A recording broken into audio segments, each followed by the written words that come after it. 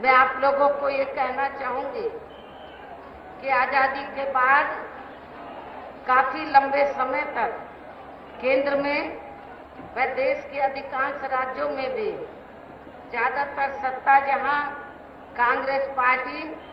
व इसके बाद बीजेपी तथा अन्य और पार्टियों के हाथों में ही केंद्रित रही है। किंतु यहाँ खास ध्यान देने की बात यह है कि कांग्रेस पार्टी के केंद्र में व काफी राज्यों में भी लंबे अरसे तक रहे शासनकाल में इनकी अधिकांश रही गलत नीतियों व गलत कार्य प्रणाली की वजह से ही फिर इस पार्टी को केंद्र व काफी राज्यों की भी सत्ता से बाहर होना पड़ा है। और अब वर्तमान में देश में लोकसभा के लिए हो रहे आम चुनाव में बीजेपी भी केंद्र में इनकी सरकार की रही खासकर आरएसएसवादी, पूंजीवादी, संकीर्ण, सांप्रदायिक, द्वेषपूर्ण व जातिवादी गलत नीतियों व गलत कार्य प्रणाली की वजह से इस बार सत्ता से जरूर बाहर चली जाएगी। और अब इस चुनाव में इनकी कोई भी नाटकबाजी व जुमलेबाजी आदि काम में आने वाली नहीं है। और खासकर इस बार इनकी चौकीदारी की भी ये नई नाटकबाजी भी इनको नहीं बचा पाएगी, जिससे अब ये लोग इस चुनाव में जबरदस्ती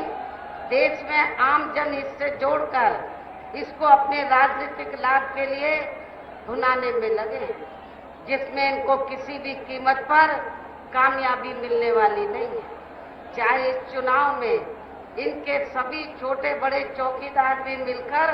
अपनी कितनी भी ताकत क्यों न लगा दें। इसके साथ ही वर्तमान में प्रधानमंत्री श्री नरेंद्र मोदी ने यहाँ पिछले लोकसभा के हुए आम चुनाव में देश में विशेषकर गरीबों, मजदूरों, बेरोजगारों, कर्मचारियों, युवाओं, महिलाओं, किसानों, व्यापारियों व अन्य मेहनतकश लोगों के साथ साथ दलितों, आदिवासियों, पिछड़े वर्गों, मुस्लिम व अन्य धार्मिक अल्पसंख्यक समाज के लोगों को भी जो इन्हें अच्छे दिन दिखाने के असंख्य प्रलोभन भरे चुनावी वायदे किए थे, तो उनका अभी तक भी इन्होंने जमीनी हकीकत में लगभग 1/4 हिस्सा भी कार्य पूरा नहीं किया, जिन पर से इनका ध्यान बांटने के लिए खुद प्रधानमंत्री श्री नरेंद्र मोदी ने इन चुनावों के घोषित होने के कुछ दिन पहले से ही देश में पिछले हुए लोकसभा चुनाव की तरह ही फिर से यहाँ किस्म किस्म के हथकंडे इस्तेमाल करके इन लोगों को गुमराह करने का भी पूरा प्रयास किया है, जिसके तहत ही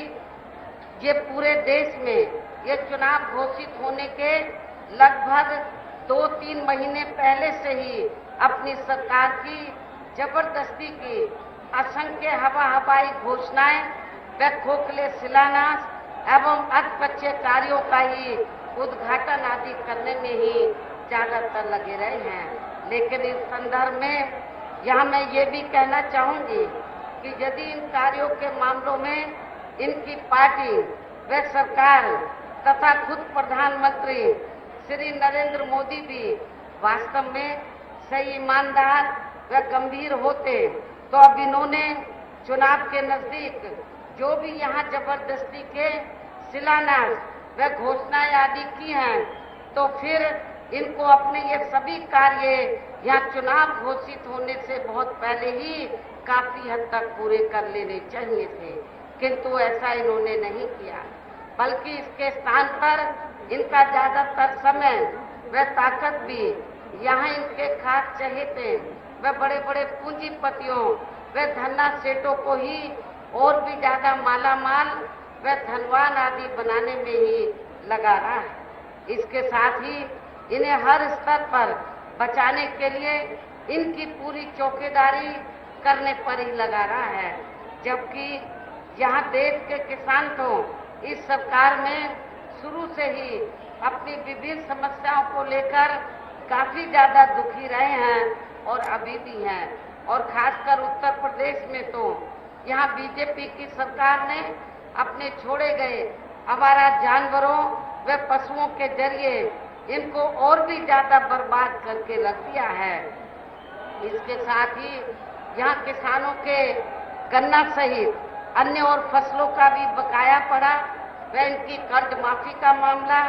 तथा इन्हें मिलने वाली सभी सरकारी सुविधाएं भी ज्यादातर अब इनकी सरकारी फाइलों में या फिर इनकी खोखली बयानबाजी में ही सिमट कर रह गई हैं। इसी प्रकार केंद्र की वर्तमान भाजपा सरकार में भी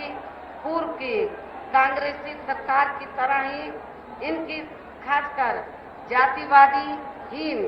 व सांप्रदायिक सोच के चलते हुए यहाँ देश के दलितों, आदिवासियों, पिछड़े वर्गों, मुस्लिम व अन्य धार्मिक अल्पसंख्यक समाज के लोगों का भी कोई खास विकास व उत्थान आदि नहीं हो सका है। इसके साथ ही पूरे देश में अभी भी यहाँ दलितों, आदिवासियों व अन्य पिछड़े वर्गों का सरकारी नौकरियों में आरक्षण का कोटा अधूरा पड़ा है।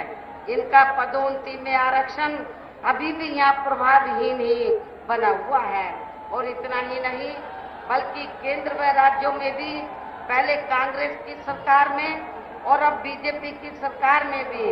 इन सभी वर्गों को प्राइवेट सेक्टर में आरक्षण दिए जाने की व्यवस्था किए बिना ही इनकी सरकार के भी ज्यादातर सरकारी कार्य प्राइवेट सेक्टर के जरिए ही इनके बड़े बड़े पूंजीपतियों व धन्ना सेठों को ही दिए जा रहे हैं, जिसकी वजह से अब इनको पूरे देश में आरक्षण का बहुत कम ही लाभ मिल पा रहा है। इसके साथ ही इनका हर स्तर पर आए दिन शोषण व उत्पीड़न आदि होना अभी तक भी बंद नहीं हुआ है। इन वर्गों के साथ साथ मुस्लिम व अन्य धार्मिक अल्पसंख्यक समाज के लोगों की भी हालत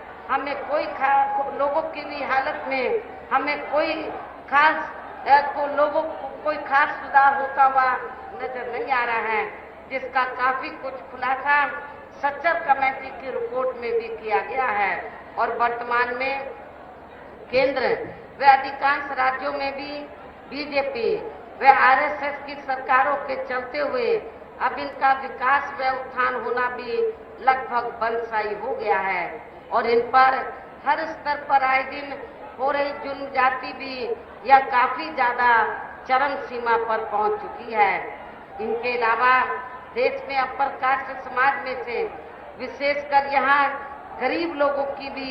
हालत में अभी तक भी कोई खास सुधार नहीं आया है। इसके साथ ही इनकी केंद्र की सरकार ने पूरे देश में खासकर नोटबंदी व जीएसटी को जिस प्रकार से बिना पूरी तैयारी के ही इसे बहुत जल्दबाजी में लागू किया है, तो उससे अब यहाँ पूरे देश में गरीबी एवं बेरोजगारी और भी ज्यादा बढ़ी है। और इससे छोटे एवं मध्यम वर्गीय व्यापारी वर्ग अभी भी यहाँ काफी ज्यादा दुखी हैं। अब धोखा नहीं खाएंगे।